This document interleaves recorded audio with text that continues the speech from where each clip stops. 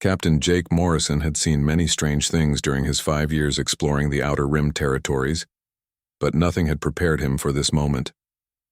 The sleek silver vessel that appeared on his ship's sensors was unlike any human design, he knew. And when it responded to his hail with perfect English, he felt his pulse quicken. The voice that came through the communication system was melodic and feminine, with an accent he couldn't place. Human vessel. This is Commander Zara of the Stellar Coalition. You will prepare for boarding. Jake exchanged glances with his crew. The bridge of their cargo ship suddenly felt very small. Commander, this is Captain Morrison.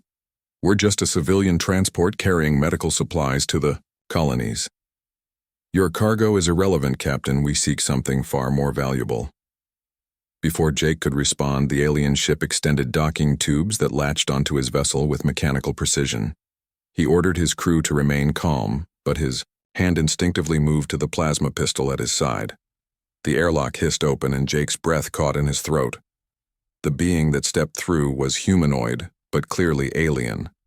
Her skin had a subtle blue tint that seemed to shimmer under the ship's lights. Her hair was silver and seemed to move as if underwater. Her eyes were large and completely black, yet somehow he could sense intelligence and curiosity within them.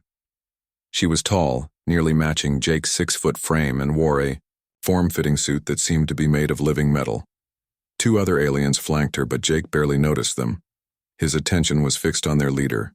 "I am Zara," she said, stepping closer. Her voice carried an authority that made Jake's crew instinctively step back. "You are the captain." "Yes, I'm Jake Morrison. What do you want with us?" Zara circled him slowly like a predator studying prey. Her black eyes seemed to analyze every detail of his appearance. "Your species fascinates us. Human. We have observed your kind for some time. Your resilience, your adaptability, your refusal to surrender, even when facing impossible odds." Jake felt sweat beading on his forehead. "Look, if this is about territory disputes, we can work something out. The colonies are always willing to negotiate." "This is not about territory." Zara stopped directly in front of him. "My people, the Cathara, are warriors. We value strength above all else. For generations we have searched the galaxy for worthy opponents, for mates who could challenge us." The word mate hung in the air like an electric charge. Jake felt his crew shifting nervously behind him. "I don't understand." Zara reached out and touched his chest. Her fingers were longer than human fingers, and he could feel warmth through his uniform. "Your species shows promise. Human males have proven themselves in battle time and again. You fight not just for survival, but for ideals for others weaker than yourselves. This is attractive to us." "Attractive?" Jake repeated, feeling like he was having trouble following the conversation. "Yes."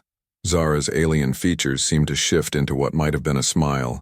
"My people are dying out, Captain. Our males have become weak, satisfied with easy victories.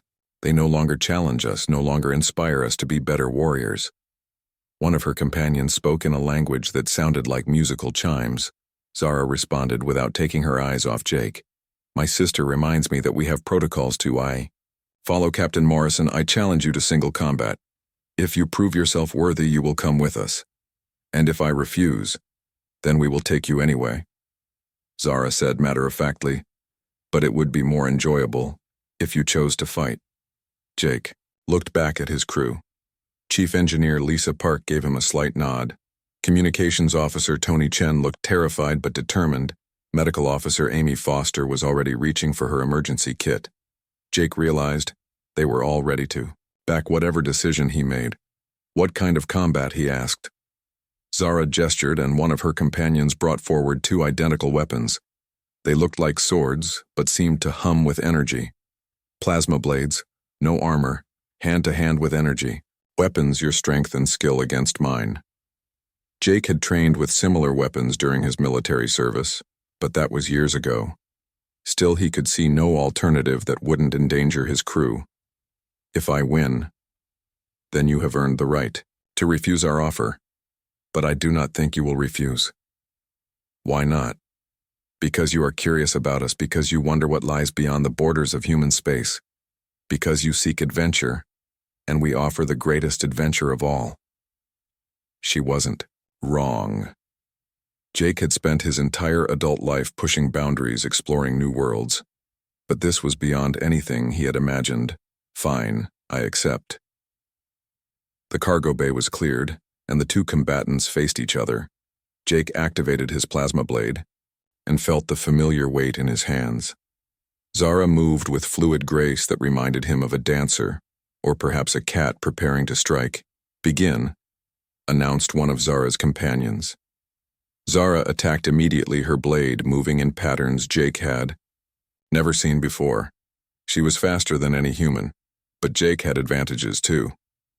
His military training kicked in and he focused on defense, learning her rhythm, waiting for an opening. The alien warrior was skilled, but Jake noticed something unexpected. She was holding back slightly, testing him rather than trying to end the fight quickly. This was an evaluation, not an execution. Jake pressed his attack, forcing Zara to give ground. Her black eyes seemed to light up with excitement as he managed to land a glancing blow on her arm. She responded with renewed vigor, and Jake found himself fighting for his life. The battle raged for what felt like hours, but was probably only minutes.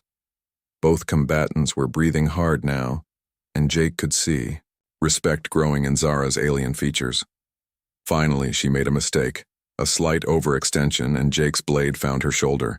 Zara stepped back and deactivated her weapon. "Enough," she said.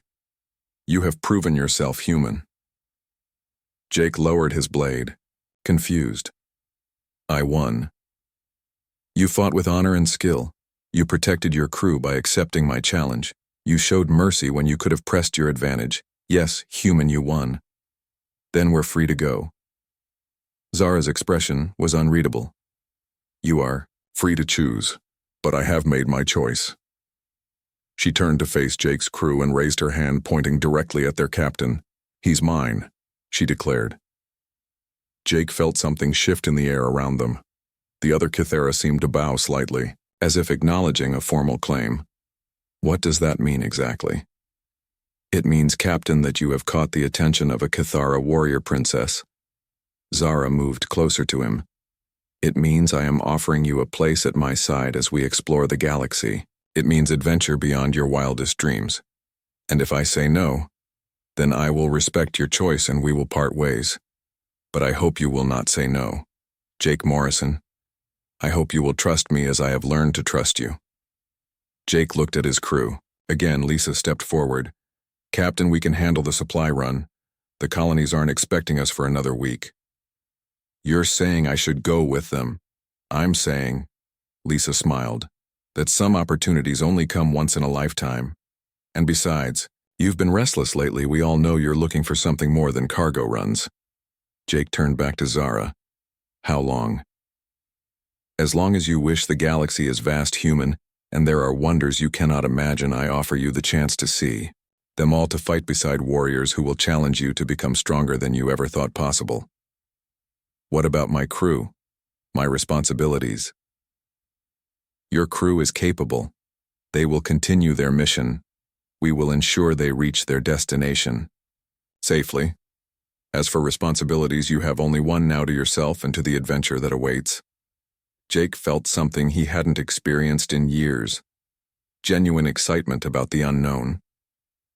He looked into Zara's alien eyes and saw not a captor but a partner. Someone offering him the chance to become more than he was. "When do we leave?" he asked. Zara's alien features definitely formed a smile this time. "Now." As Jake gathered his personal belongings, he couldn't help but wonder what he was getting himself into. But for the first time in years, he felt truly alive.